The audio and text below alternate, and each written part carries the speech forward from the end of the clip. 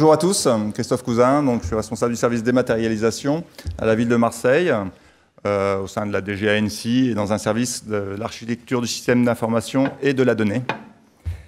Je vais vous parler d'un projet qui a été mis en production en novembre 2018, qui est la dématérialisation du service fait sur les factures dématérialisées, c'est-à-dire les factures Chorus, qu'on a appelé à la ville de Marseille le projet ISERFE, et qui a consisté en l'intégration du module PSV2 développé par Atoll, avec quelques adaptations, quelques évolutions. Quelques chiffres, la ville de Marseille, c'est environ 70 000 à 80 000 factures par an, 4 000 fournisseurs, on va dire, actifs, 150 à 300 factures par jour. C'est des volumes assez importants. À la ville de Marseille, on utilise Alfresco depuis 7-8 ans, je pense.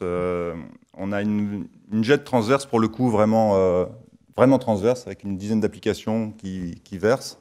Donc l'ensemble des documents de la ville sont maintenant dans la GED, et c'est devenu quelque chose de pivot au niveau du système d'information. Donc quand est venue la problématique de Chorus, c'est-à-dire les factures nous arrivent de manière dématérialisée depuis un portail national, on s'est forcément posé la question de comment on allait faire le service fait, parce que puisqu'il est dématérialisé, on ne peut plus surcharger la facture comme on le fait pour le papier en mettant ça a été livré, etc. Il y a aussi un problème de routage de la facture. Les factures papier sont acheminées à l'adresse de facturation. Les factures Chorus sont acheminées de manière dématérialisée sur un serveur, celui de la gestion financière. Il y a une autre problématique particulière, c'est que le service fait, c'est un processus qui implique en même temps les fonctionnalités comptables de la ville, mais aussi l'ensemble des opérationnels, soit au niveau des travaux, des services. Et pour ça, on s'est dit qu'il fallait le poser sur une brique transverse, et on a pensé à Alfresco, et donc à ce module PSV2. Alors, au niveau de l'organisation du projet, c'est un projet qui a été piloté par la DGANSI, par moi-même, au niveau de la chefferie de projet, avec la maîtrise d'ouvrage des développements réalisés par Atoll CD. Dans le groupe projet, je pense que c'était une des clés du succès, c'était vraiment un binôme DGANSI, direction de la comptabilité. On l'a mené vraiment ensemble, jusque dans l'accompagnement utilisateur, jusqu'à la mise en production, jusqu'à supporter les conséquences de nos choix de manière solidaire. Voilà. Et ça, c'est quelque chose qu'on ne trouve pas toujours, donc c'est important de le signaler. Les autres services sont très impliqués, ce n'est pas seulement les comptables qui disent comment une facture doit se gérer, donc il y a quand même eu une phase terrain en amont. Là encore avec un binôme DGANSI comptabilité, pour aller voir dans chaque service comment on traitait aujourd'hui le service fait et comment on allait pouvoir se projeter dans le service fait de manière dématérialisée. Et là on s'aperçoit que en fait, la façon dont le service fait est géré est très très variable d'un service à l'autre. Au niveau des nombres de validations, déjà, il y a des services beaucoup plus structurés avec des organigrammes très complexes, puis des services un petit peu isolés où, grosso modo, le comptable fait tout quand on lui pose la facture sur le bureau. Il y a aussi des niveaux de délégation qui sont très différents, et il y a aussi des spécificités liées au métier des gens. C'est-à-dire que la facturation service technique travaux est quelque chose de plus compliqué. Le fait d'attester que les travaux sont livrés, avec les réfactions, avec les modifications en cours de chantier, c'est quelque chose de plus complexe que simplement une livraison de fourniture. Donc on a fait aussi des ateliers utilisateurs. On a essayé d'avoir des groupes un peu représentatifs des différents usages possibles pour ensuite réfléchir ensemble aux spécifications et aux différentes évolutions. On a essayé aussi de faire, mais je pense que là, on a peut-être un petit peu échoué, à sensibiliser les managers pour les faire intégrer l'impact d'une réorganisation du service fait dans leur service. C'est-à-dire que pour qu'ils réfléchissent et anticipent ce qui change quand c'est plus un parapheur qui est le passage obligatoire par le chef, le sous-chef, mais quand c'est une alerte vers une facture dématérialisée. Les choses changent. On a essayé de leur faire intégrer que du coup, puisqu'ils pouvaient revenir sur la facture, tout le monde n'était peut-être pas un passage obligé. Ça, je pense que lentement, ils commencent à l'intégrer. On a aussi pris un petit peu on a sous-traité une mission d'accompagnement, d'aide au démarrage. Accompagnement au changement serait un bien grand mot pour dire ça. En fait, c'est aller dépanner les services où ça coince, c'est ça. Au moment du démarrage, on était en surveillance sur les temps de traitement et on essayait d'avoir des pompiers de service, quoi. Il y avait 2 pompiers de service qui allaient pour aider, qui, quand vraiment ça coinçait dans un gros service, organisaient une grande réunion de présentation, etc., pour essayer de décoincer les choses et que ça se fluidifie. Alors, là, c'est le schéma de principe cet outil ISRFE, où est-ce qu'il est situé. Donc, les factures arrivent depuis le portail Chorus. Elles sont récupérées. C'est peut-être une originalité de notre projet. C'est la gestion financière qui va les chercher sur Chorus. Ce n'est pas un connecteur depuis le module PSD2. Et là, il y a immédiatement un rapprochement en comptabilité qui se fait. C'est-à-dire que la facture est immédiatement rapprochée de l'engagement et donc hérite de toutes les informations de l'engagement. C'est assez intéressant, mais du coup, ça nous a obligés à discipliner les tiers pour qu'ils mettent le numéro d'engagement et le bon. Parce qu'évidemment, Chorus n'ayant pas dans ses bases de données toutes les imputations de toute la France, on peut mettre n'importe quoi dans un numéro d'engagement, et si avec un peu de pot il existe, la facture passe, et il n'y a pas d'anomalie. Donc c'est une des contraintes de ce genre de projet. Et ensuite, alors chez nous c'est Coriolis, l'application financière, mais on aime bien donner des noms, donc ça s'appelle Pégase chez nous. Ça ne veut pas dire que ça vole de façon très souple, mais ça s'appelle Pégase. Donc la facture est créée, elle est rapprochée, il y a les premiers contrôles comptables possibles, et ensuite c'est déposé dans l'AGED Alfresco, où c'est le module PSD2 qui prend le relais pour tout ce qui va être du processus de service fait. Consultation des factures dématérialisées en GED, attestation des services faits, constitution du dossier de liquidation si à l'intérieur de l'AGED Alfresco et de ce module, pour ensuite ressortir dans un processus de liquidation plus classique, c'est-à-dire qu'on revient en finance, on liquide, on mandate. Ça joint le bordereau, un processus que vous connaissez, ça passe par la signature électronique, par le parapheur dont on parlait tout à l'heure. Une fois le bordereau signé, ça va chez le payeur, le TP. Donc je détaille un petit peu, en fait, le module service fait, c'est un workflow adossé à Alfresco, avec un tableau de bord des factures dans un ordre antichronologique. Donc ce qui est intéressant là, c'est que Pégase dépose avec les métadonnées du service, donc on connaît le service, donc ça peut être routé. On a résolu le problème dont je parlais tout à l'heure du routage de la facture. Donc c'est affecté à un groupe de comptables. C'est d'abord les comptables qui reçoivent la facture, qui font un premier contrôle, et on a observé chez nous que, de toute façon je pense que c'est un cas assez général, c'est les comptables qui savent à qui adresser la facture pour réaliser le service fait. Il n'y a pas un organigramme qui dit cette catégorie d'agents ou cet ensemble d'agents assure le service fait pour les factures de ce type. Donc c'est un workflow, mais c'est un workflow dynamique. La circulation de l'information n'est pas prédéterminée. Il y a une entrée qui est le pôle comptable, et ensuite on va demander l'attestation à n'importe qui est enregistré comme attesteur potentiel. Et là, derrière tout ça, je vais vous parler un petit peu des annuaires, de la gestion des profils. On en parlait tout à l'heure pour les notes de service. Donc là, il peut y avoir, donc il y a une vérification, on demande l'attestation, l'attesteur visualise, il peut demander des visas.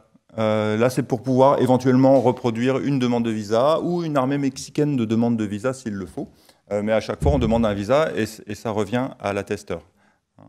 On a fait en sorte que ce soit possible, mais si possible, que ce soit un peu pénible, quoi, pour essayer de limiter un petit peu. Et ensuite, on propose la facture en liquidation.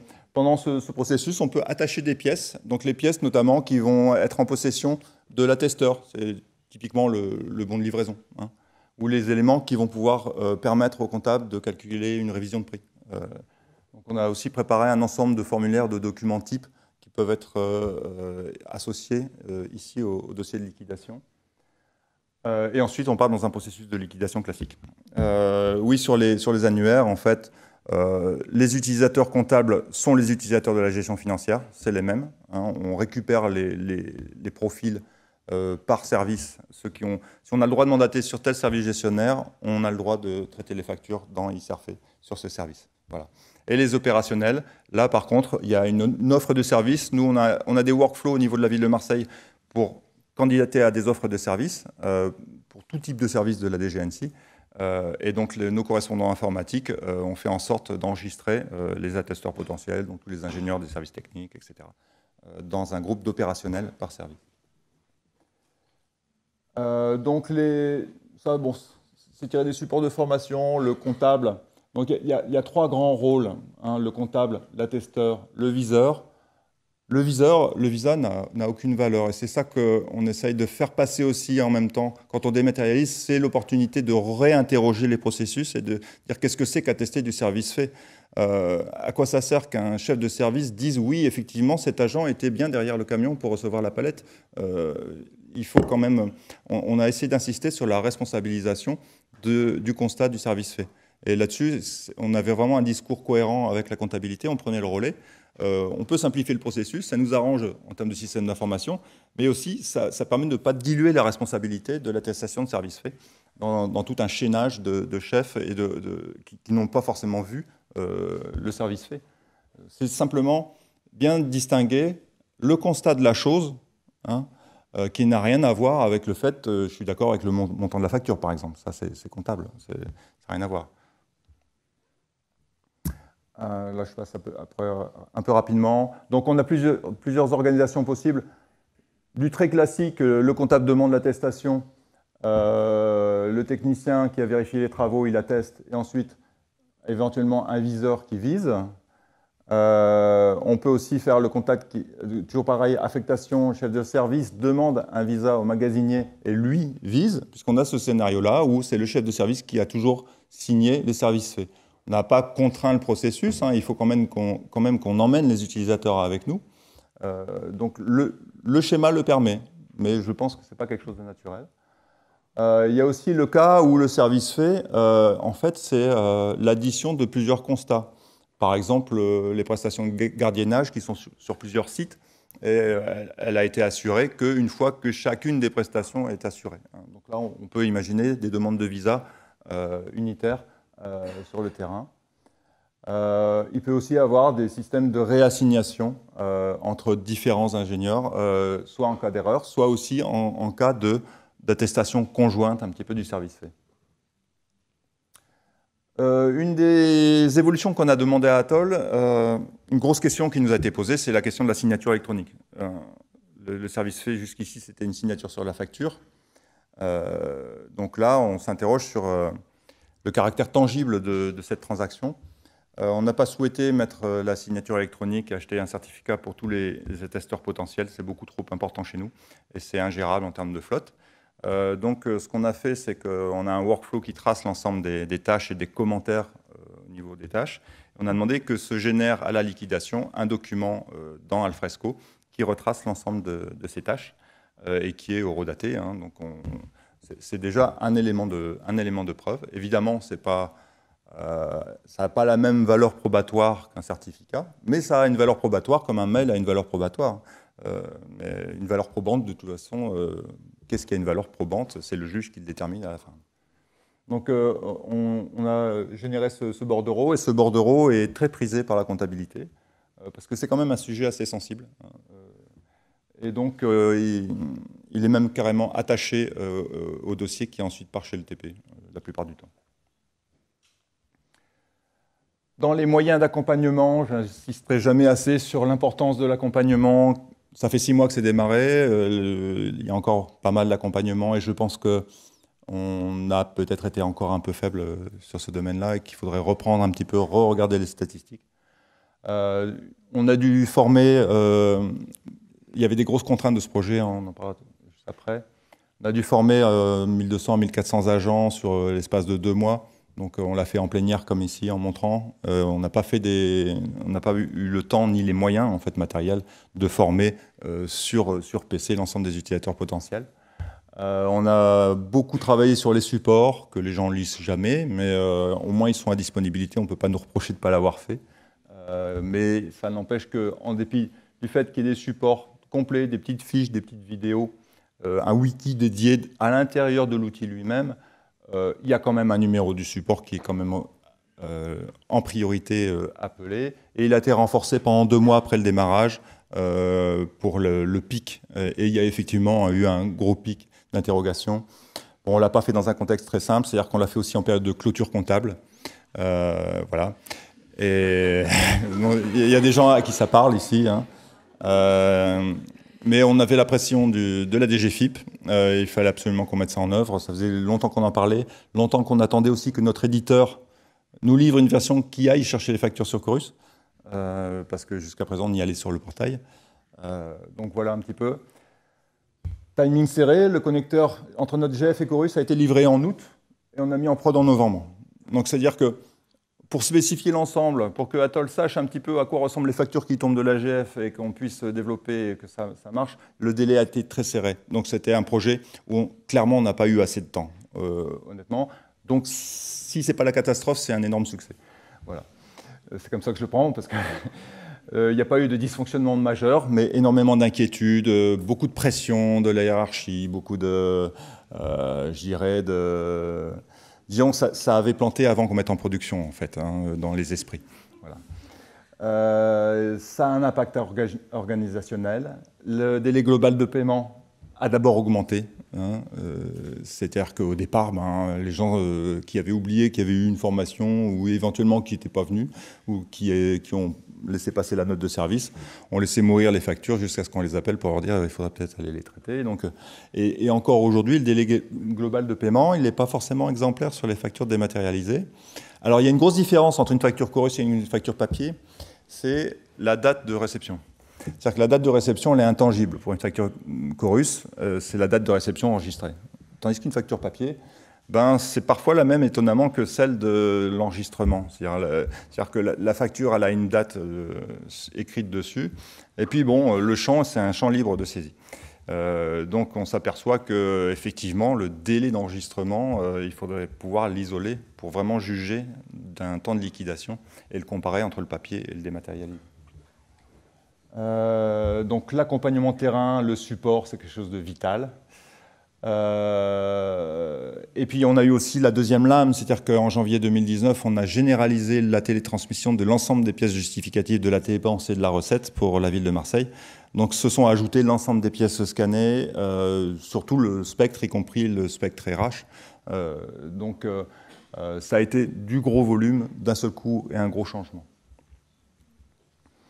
Dans les restes à faire, améliorer l'interaction avec la gestion financière, parce que aujourd'hui, il y a des états de la facture qui ne remontent pas encore du module. Il faudrait aussi que les pièces ajoutées au fur et à mesure du workflow soient rattachées automatiquement en GF, alors que là, en GF, il faut aller les chercher. Bon, il suffit de taper le numéro de facture et dire OK, mais ça reste quelque chose d'un peu fastidieux.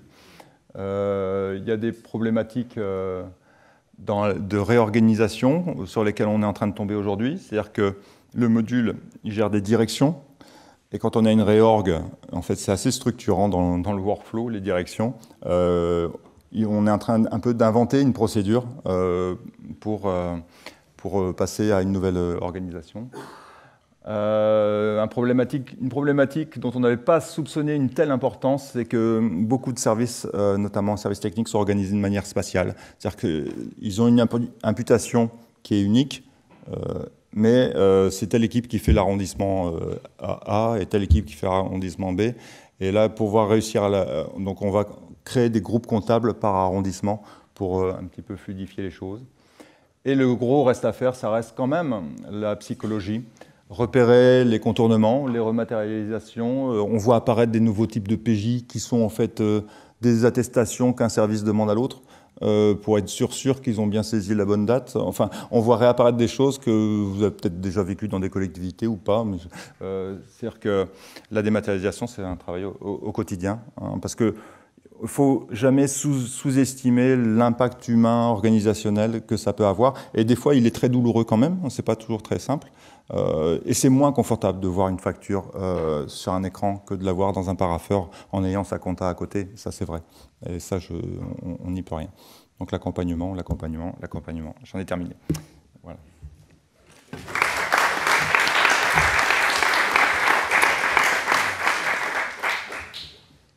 Des questions? Oui, bonjour. Kevin Ledoux du département de l'Essonne.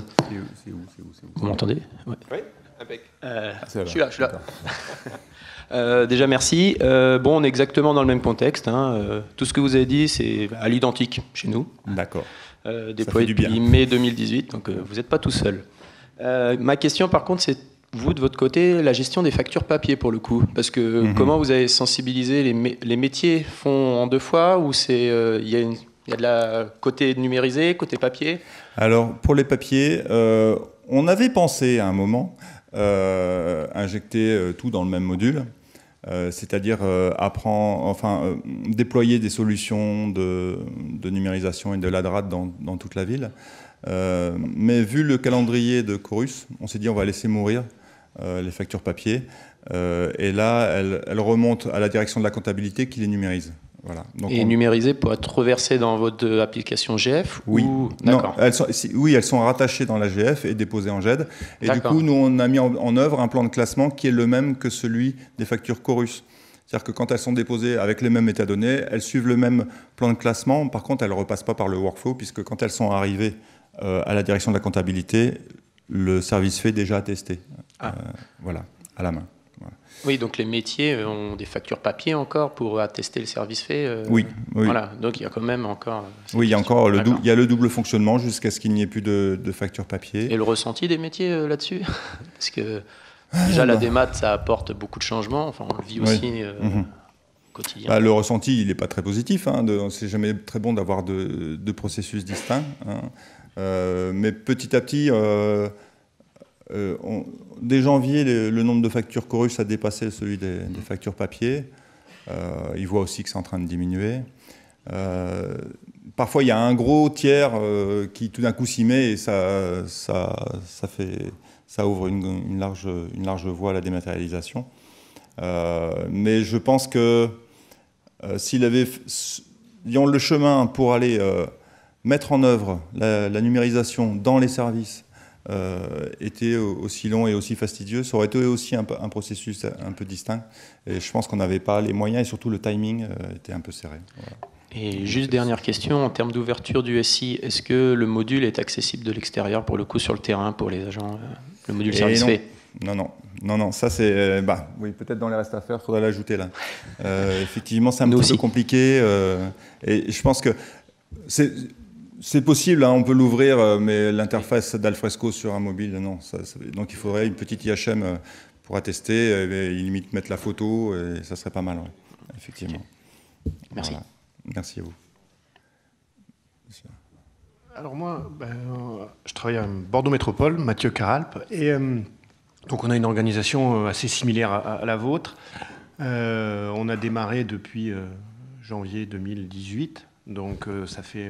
avec le module PSV2 aussi? Oui, avec le même module. Alors moi, j'avais deux petites interrogations. La première, c'est savoir comment vous gérez, parce qu'il arrive que le système d'information financier ou la GED subisse des interruptions techniques, des plantages et autres. Comment vous gérez les reprises à chaud? Alors c'est peut-être plus, pas forcément... uniquement vous qui pouvez répondre, peut-être qu'au niveau d'Atoll, vous avez aussi des... Alors notre jet Alfresco n'a jamais eu de problème technique, il ne s'est jamais arrêté. D'accord. Voilà. Bon. Et donc vous n'avez jamais perdu de facture. Voilà. Non, c'est vrai, nous on ne fait jamais d'interruption en journée et on n'a jamais eu de gros incidents. Ou alors quand on a eu des incidents, c'était tout le SI, donc les autres non plus tournaient pas, du coup on était synchrone. Donc voilà. Donc jusqu'ici, il n'y a pas eu de gros incidents. Quand l'AGF s'arrête, ils arrêtent de traiter les factures. Donc on n'a pas trop de problèmes. Vous n'avez pas été confronté à ça? On n'a ce pas été confronté, je ne le souhaite pas. Non, mais je ne vous le souhaite pas non plus. Parce que nous, on y est confronté. Ça manque un peu à mon expérience. Comme on y est confronté de temps en temps, oui. En termes de plan de reprise d'activité, comment ça se passe dans ces cas-là? Quand vous avez des factures qui sont dans le tuyau? Alors, nous, on a deux entrants, en fait, aujourd'hui. C'est-à-dire qu'on a l'entrant Chorus. Et en fait, on a un marché avec un tiers de numérisation qui numérise toute notre documentation, enfin, tous les documents. Et donc, on a deux alimentations de la GED qui passent toutes les deux par notre système d'information financier et qui vont ensuite rentrer dans la GED. Et il arrive que quand les systèmes se retrouvent plantés un lundi matin, comme ça peut arriver parfois, eh ben, on a des décalages, des factures qu'on ne retrouve pas, et on est confronté à cette problématique-là. Oui, parce que vous avez des problèmes de compteur aussi, j'imagine. Exactement. De création de compteur, et le compteur est parti, et puis le document n'est pas dedans. C'est pour ça qu'on n'a pas mis en place la numérisation. On va attendre. Elle existait déjà, donc on n'allait pas remettre les fournisseurs remettre les utilisateurs sur du papier. Alors j'ai une deuxième question qui concerne plus l'aspect décisionnel. Comment vous suivez, vous, les délais de traitement dans la GED? Est-ce que vous avez des outils qui vous permettent de savoir? Alors, ça, donc on a un décisionnel qui, avec des tableaux de bord sur des globales de paiement qui part des bases finances. Et bon, ça permet quand même de distinguer la source de la facture, chorus, non chorus, la date de réception. Mais la date de réception, comme je disais, elle est sujette à caution pour ce qui est dit. On est d'accord. Et donc, on a le décisionnel les tableaux de bord. Je suis allé voir à l'intérieur du module. Effectivement, d'ailleurs, je crois qu'il y a une fonctionnalité qu'on n'a pas acquise, qui est des tableaux de bord type. Au départ du projet, j'avais fait quelques petits scripts pour voir où on était, la liquidation par service, le temps de liquidation, notamment le temps d'attestation par rapport au temps de vérification, choses comme ça. Je pense que c'est possible à développer assez simplement sur Alfresco. Nous, on ne l'a pas encore fait, et cette semaine, c'est l'objet d'une réunion avec le service finance et le décisionnel, justement, pour aller plus finement, parce qu'on s'aperçoit bien que les données d'entrée et sortie ne suffisent pas pour identifier les points de blocage. C'est ça. Par exemple, si c'est sur le bureau d'un chef de service depuis 10 ans, ou si c'est la comptabilité elle-même qui, ne voulant voir venir que des dossiers de liquidation nickel, refuse tout jusqu'à ce que ce soit nickel. Et là, elle a des très bons délais, du coup, forcément. Donc, ces petites subtilités, mais je ne suis pas sûr qu'on soit capable de les mesurer à l'intérieur des tâches de workflow. En fait, il y a toujours des facteurs humains ensuite, explicatifs. On est d'accord. Mais bon, effectivement, peut-être que c'est intéressant. Et si on gratte, on pourra peut-être rester en contact, voir si on a des pistes, on va y réfléchir aussi. Parce que sur la finance, du coup, il y a juste le délai entre la réception et la validation finale. On n'a pas les délais de validation entre les différentes tâches. Il pourrait y avoir l'attestation. C'est sûr que l'attestation, comme il y a une remontée en compta de la date d'attestation avant la fin de la liquidation, bon, il peut y avoir le délai entre... la facture tombe dans la GED, la facture est testée. Donc on voit déjà si c'est resté tanké à la compta ou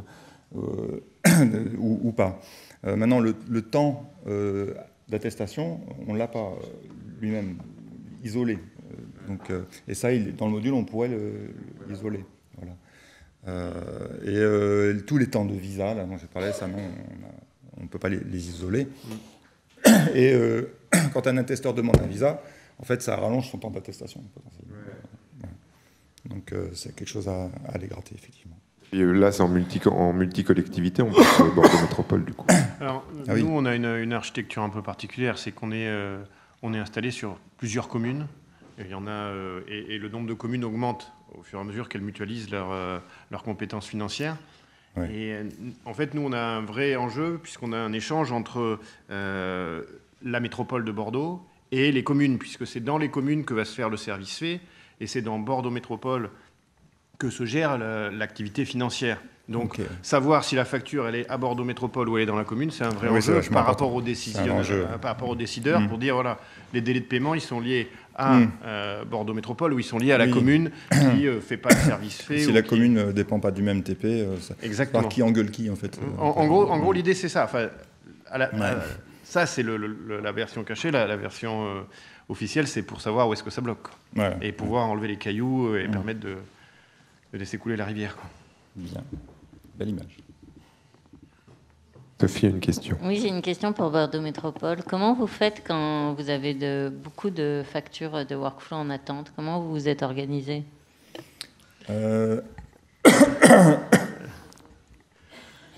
Alors, nous, quand on en a énormément, on a une déconcentration. C'est-à-dire que la plupart du temps, les factures, si elles sont correctement identifiées par le numéro d'engagement, qu'elles arrivent de Chorus ou du tiers de numérisation, elles vont aller directement dans la direction. Et on a souvent paramétré, pour plusieurs directions des acteurs déjà identifiés. Il y a un module qui permet d'identifier certains acteurs. Donc ça nous permet de gagner un peu de temps. Dans tous les cas, il y a une intervention du comptable à Bordeaux Métropole pour aller ne serait-ce que vérifier la facture. C'est-à-dire que l'opérationnel dans la commune, quand il reçoit une facture, reçoit vraiment une facture. Il ne reçoit pas un autre document. On est obligé d'aller vérifier quand même ça, dans tous les cas, avant de le transmettre à notre opérationnel. Et après, le volume, aujourd'hui, il est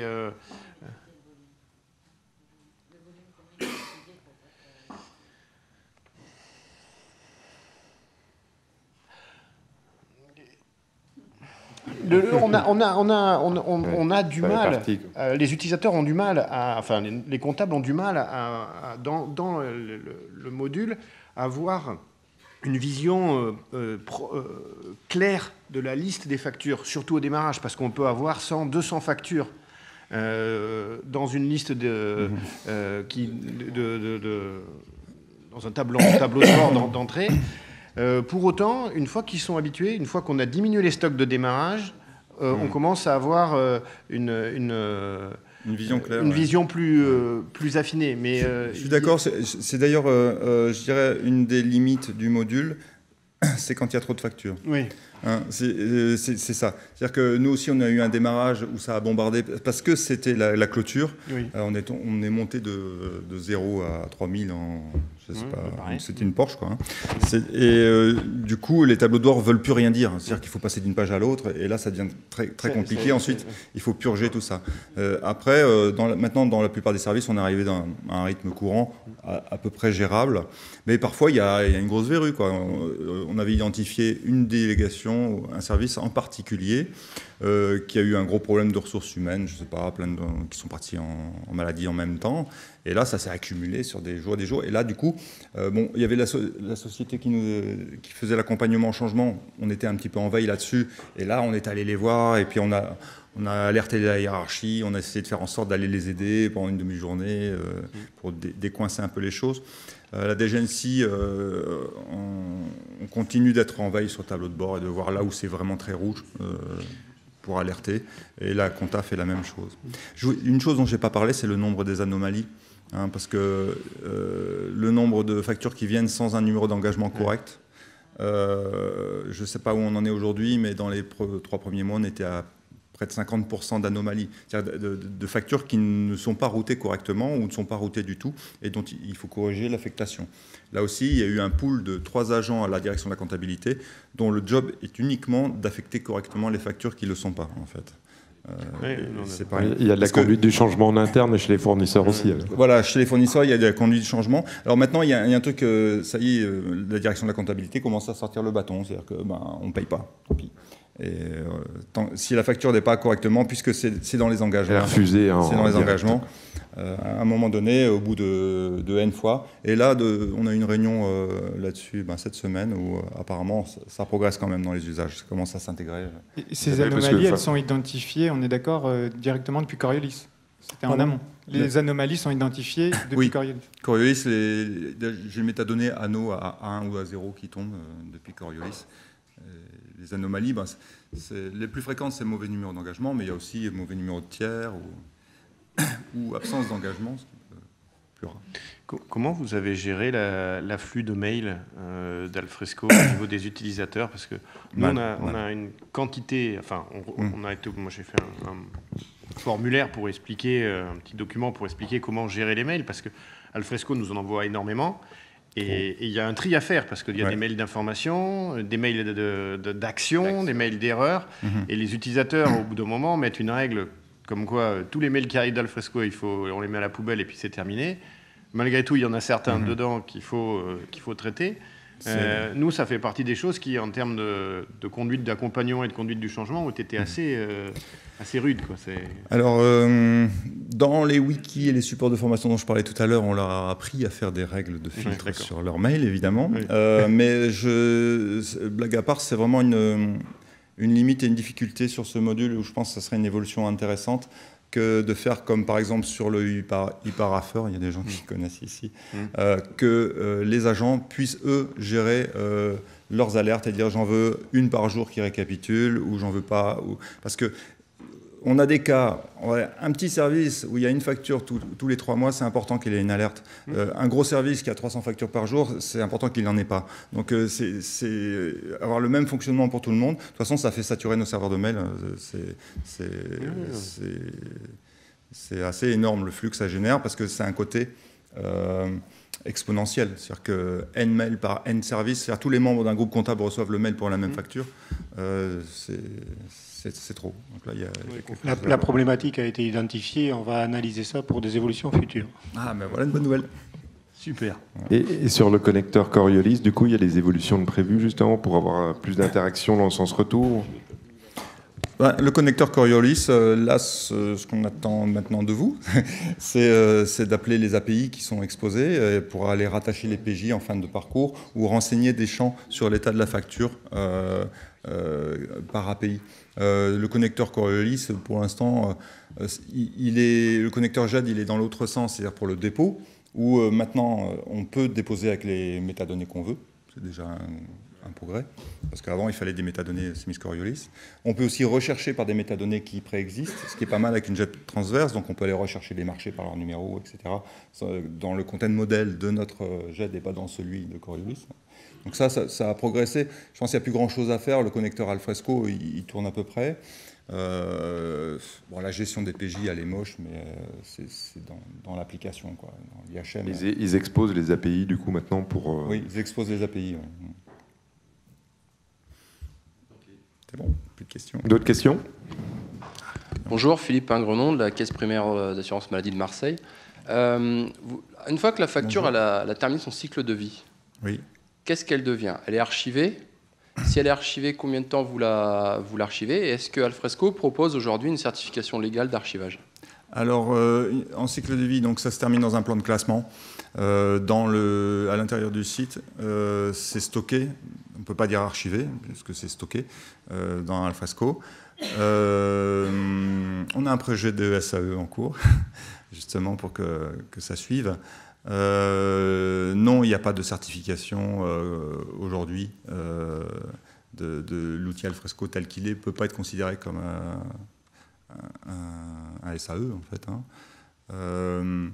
Aujourd'hui, sur les délais de conservation, on n'y a pas spécifiquement travaillé sur les factures, mais on a déjà, dans notre modèle de contenu, le bouquet de métadonnées pour les DUA, les dates de départ de DUA, qu'on renseigne déjà pour l'ensemble des documents RH ou la plupart des documents qui sont déposés.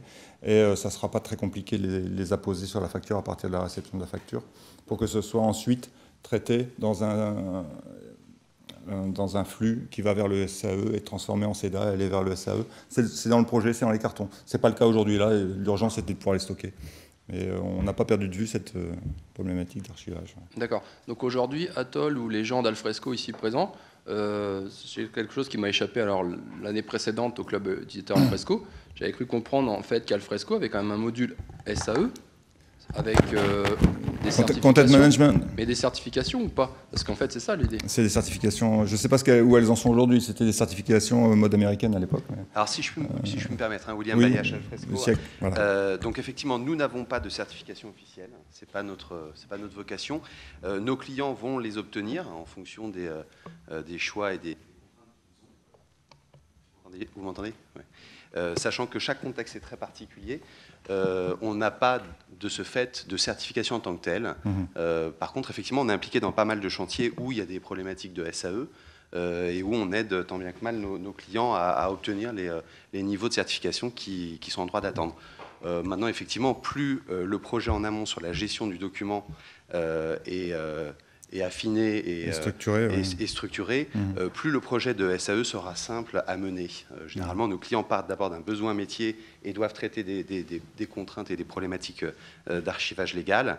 Là où, effectivement, on voit que certains clients partent d'un projet d'archivage légal pour régler des problèmes plus liés aux documents.